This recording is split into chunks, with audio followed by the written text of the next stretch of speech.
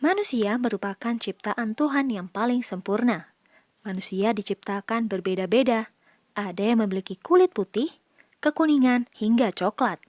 Ada juga yang memiliki bentuk tubuh yang kurus, gemuk, hingga berotot.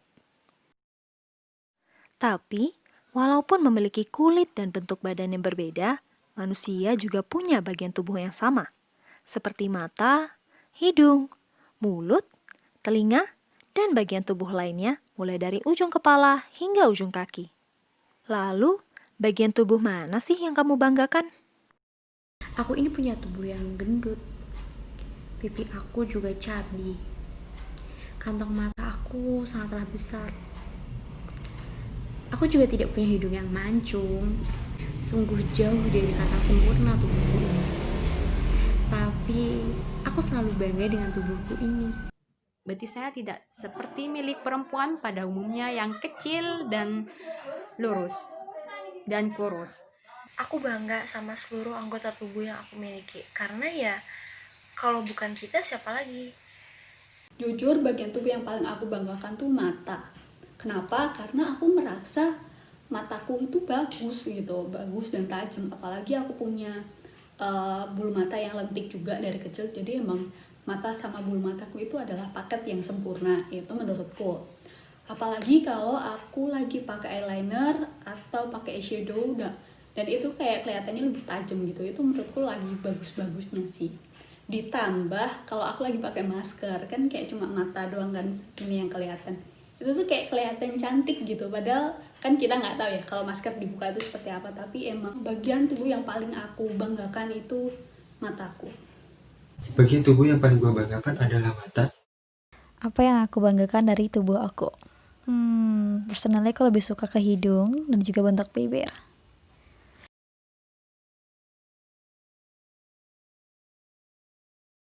Aku bangga dengan setiap titik yang ada dalam tubuhku ini. Aku tidak peduli apa kata orang tentang tubuhku. Bahkan ketika ditanya bagian tubuh mana yang paling kamu banggakan, aku pun tidak bisa menjawabnya. Karena semua bagian dari tubuhku aku bangga. Saya bangga dengan milik saya yang sedikit berotot. Karena dengan begitu saya bisa berlari dengan lebih kuat dan lebih hebat. Karena saya juga pernah memenangkan kejuaraan lari karena betis saya ini. Meskipun kita punya kekurangan, kita punya kelebihan, tapi ya ini aku. Siapa lagi yang mau mencintai diri aku sendiri selain kita diri sendiri gitu. Sebelum kita mencintai seseorang, kan kita harus bisa mencintai diri kita sendiri, ya kan?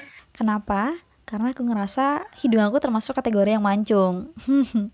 Terus untuk bibir gak ada alasan sih, aku cuma suka bentuk bibir aku. Karena dengan mata gue dapat melihat segala hal, yang baik maupun yang buruk, walaupun harus dengan bantuan kacamata. Wah, ternyata bagian tubuh yang teman-teman banggain beragam ya. Ada yang bangga dengan mata mereka, hidung, bahkan tangan mereka loh. Tapi kamu tahu nggak sih, kalau hal sekecil itu sudah bisa termasuk dalam mencintai diri sendiri, atau bisa kita sebut dengan self-love. Sebenarnya apa sih self-love itu? Jika diartikan ke dalam bahasa Indonesia, self-love adalah mencintai diri sendiri. Tapi perlu diketahui bahwa mencintai diri sendiri bukan sebatas mengenakan pakaian terbaik, merawat diri, atau lebih mementingkan diri sendiri ketimbang orang lain. Melainkan, mencintai diri sendiri dengan cara menghargai diri sendiri, menjadi percaya diri, dan peduli pada diri sendiri. Lalu, bagaimana sih cara agar kita bisa belajar untuk mencintai diri sendiri? Yang pertama, kalian harus mulai meluangkan waktu untuk diri sendiri. Terkadang kita terlalu sering mementingkan orang lain daripada diri kita sendiri, sehingga kita pun lupa meluangkan waktu untuk diri kita sendiri. Sisihkanlah waktumu hanya untuk sekedar istirahat ataupun merefleksikan diri. Kamu juga bisa meluangkan waktu sendirimu dengan cara bermeditasi. Dengan bermeditasi, kamu bisa menjadi lebih fokus dan tenang. Ketika meluangkan waktu untuk sendirian, kamu juga bisa melakukan kegiatan yang kamu sukai. Jika kamu memiliki dana yang lebih, maka kamu bisa memanjakan diri kamu dengan berbelanja ataupun melakukan perawatan diri. Namun, kamu juga bisa loh melakukan hal lain yang tidak mengeluarkan banyak biaya, seperti bernyanyi, menari, ataupun melukis. Kamu bisa melakukan semua hobi yang kamu suka untuk sedikit demi sedikit belajar mencintai diri sendiri.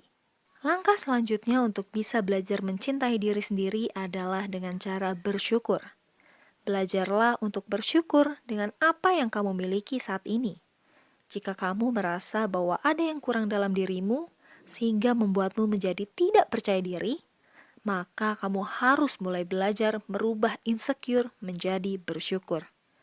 Dengan bersyukur, kamu mulai bisa menerima dirimu apa adanya dan tidak membanding-bandingkan dirimu dengan orang lain. Tahukah kamu bahwa kebiasaan membanding-bandingkan dirimu dengan orang lain inilah yang membuatmu sulit untuk mencintai diri sendiri? Oleh karena itu, mulailah bersyukur dengan hal-hal kecil seperti teman-teman tadi yang bangga dengan bagian-bagian kecil dari tubuhnya. Setelah kamu bisa belajar bersyukur dengan hal-hal yang kecil, cobalah untuk meluapkan isi hatimu melalui tulisan. Tulislah dalam sebuah diary untuk meluapkan semua isi hatimu. Terkadang kita sulit untuk menceritakan unek-unek dalam diri kita kepada orang lain, sehingga tanpa kita sadari, semua unek-unek tersebut terpendam dalam diri kita. Oleh karena itu, curahkanlah semua isi hatimu ke dalam tulisan untuk membuatmu lega dan tidak memendam unek-unek itu lagi. Selain itu, kamu juga bisa loh menuliskan hal-hal positif dalam dirimu ke dalam diary tersebut. Sehingga ketika kamu membaca tulisan itu lagi, kamu akan sedikit demi sedikit mulai mencintai dirimu sendiri. Nah, ketika kamu sudah mencintai diri kamu sendiri, kira-kira apa sih yang berubah dalam hidup kamu? Untuk tidak apa-apa menjadi berbeda, untuk tidak apa-apa menjadi tidak sempurna, karena memang di dunia ini tidak ada yang sempurna. Aku jadi bisa fokus membahagiakan diriku sendiri tanpa harus memikirkan omongan orang lain tentang tubuhku ini. Aku jadi lebih bebas berekspresi. Yang jelas sekarang hidup jadi lebih happy, lebih tenang, dan nggak banding-bandingin lagi sama orang lain.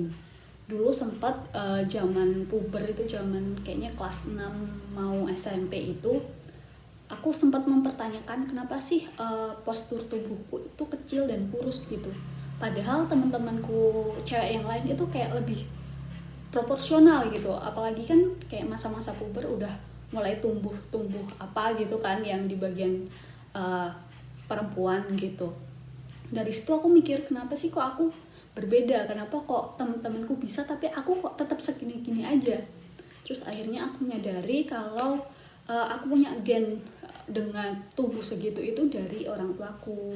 Dan dari situ aku sadar kayaknya udah nggak penting lagi deh aku banding-bandingin tubuhku sama mereka, karena gimana pun ini tuh yang aku bawa dari lahir dan nggak bisa aku ganti gitu, nggak bisa aku ubah kecuali ya emang biar lebih sehat aja. Nah dari situ aku jadi sadar, aku jadi memahami, ya udah mulai dari situ aku stop membanding-bandingkan diriku sama orang lain dan ya udah menerima apa adanya diriku gitu. Sampai sekarang makanya masih kecil kurus gitu sih. Aku ngerasa lebih confident.